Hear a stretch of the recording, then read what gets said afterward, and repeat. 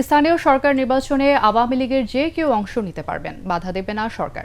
তবে দলীয় পরিচয় ব্যবহার করতে পারবে না। সচিবালয়ে নিয়মিত ব্রিফিংয়ে এসব তথ্য জানান প্রধানমন্ত্রী তথ্য উপদেষ্টা ডাক্তার জাহিদুর রহমান। তিনি বলেন, আওয়ামী লীগের কার্যক্রম নিষিদ্ধই থাকবে। তথ্য উপদেষ্টা দাবি করেন, পশ্চিমবঙ্গ সরকার রাজনৈতিক কারণে পুশিনের চেষ্টা করছে, বাংলাদেশকে চাপে রাখতে নয়। সমস্যা সমাধানে আলোচনা চলছে বলেও জানান তিনি। আরও জানাচ্ছেন মাহবুব কবির চপল। সেপ্টেম্বর থেকে ইউনিয়ন পরিষদ, উপজেলা ও জেলা পরিষদ, পৌরসভা এবং সিটি কর্পোরেশনের নির্বাচন শুরুর কথা বলছে সরকার।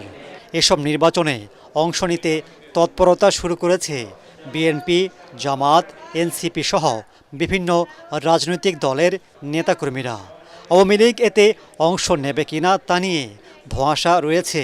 প্রধানমন্ত্রীর তথ্য উপদেষ্টা জানান, দলটির কার্যক্রম নিষিদ্ধ থাকলেও নির্দলীয় স্থানীয় সরকার নির্বাচনে যে কেউ অংশ নিতে পারবেন। একজন ব্যক্তি যদি নির্বাচনে পার্টিসিপেট করতে চান, তিনি যদি আওয়ামী লীগের, কারণ এটা নির্দলীয়, এখানে কেউই দলের কথা বলবেন না, এবং তিনি যদি তার ক্যাম্পেইনে, কারণ এটা হতে পারে একজন নির্দলীয় ব্যক্তি আসলেন, কিন্তু যারা ক্যাম্পেইনে আওয়ামী লীগ বা তাদের যা যা বলা সেগুলো বলেন, সেটা প্রবলেম হবে। আওয়ামী লীগের পোস্ট পজিশন কর্মসূচি যেহেতু নিষিদ্ধ আছে, এই পোস্ট পজিশন তিনি তো আসলে ব্যবহার করছেন না, তিনি করতে পারেন না। ব্যক্তি হিসাবে যে কেউ যদি ক্রাইটেরিয়া যা আছে সেটা ফুলফিল করতে পারেন, তিনি যদি মনে করেন নির্বাচন করবেন, তিনি নির্বাচন করতে পারেন। সরকারের দিক থেকে বাধা দেওয়ার কোনো কারণ নেই। ভারতের পশ্চিমবঙ্গে বিজেপি সরকার গঠনের পর সীমান্তে পুশিন বেড়েছে। প্রায় 5,000 মানুষকে পাঠিয়ে দেওয়ার দাবি করেছেন পশ্চিমবঙ্গের মুখ্যমন্ত্রী শুভেন্দু অধিকারী।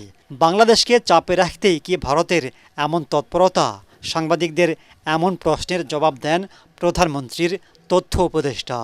সেখানে নির্বাচনে একটা ইস্যু ছিল, এটা তাদের একটা অভ্যন্তরীণ রাজনৈতিক ব্যাপার, যেটার খানিকটা চাপ আমাদের উপরে আসছে। আমি এইভাবে মনে করি না যে বাংলাদেশের সাথে কোনো একটা টেনশন তৈরির জন্য ভারতীয় সরকার এটা করছে।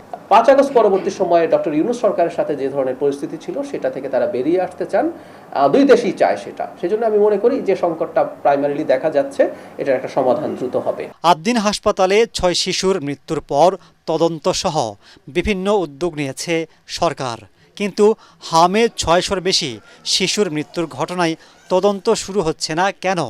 এর কারণ জানান তথ্য উপদেষ্টা। সরকার কিন্তু এটা বলেনি যে তদন্ত কমিটি করছেন। আমি আবারও বলছি, মাননীয় মন্ত্রী বলছেন প্রায়োরিটিটা এই মুহূর্তে হচ্ছে, এটা কিন্তু আপনি যদি খেয়াল করেন যে প্রায়োরিটি হচ্ছে যারা আক্রান্ত হচ্ছে তাদেরকে বাঁচানোর চেষ্টা করা, টিকা শেষ করা, যাতে এই পরিস্থিতিটার উন্নতি হয়। আমরা কিন্তু কারণটা জানি, সংকটটা কেন হলো, টিকা দেয়া কেন সমস্যা হয়েছিল এবং কারা দায়ী আছে তাদেরকে খুঁজে বের করা। সো সেই তদন্ত আসলে হবে। তিনি জানান, দ্রুতই তিস্তা ব্যারেজ নির্মাণের প্রক্রিয়া শুরু হবে।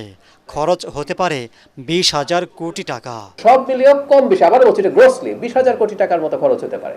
মাহবুব কবির চপল, এটিএন বাংলা, ঢাকা। আছে সেটার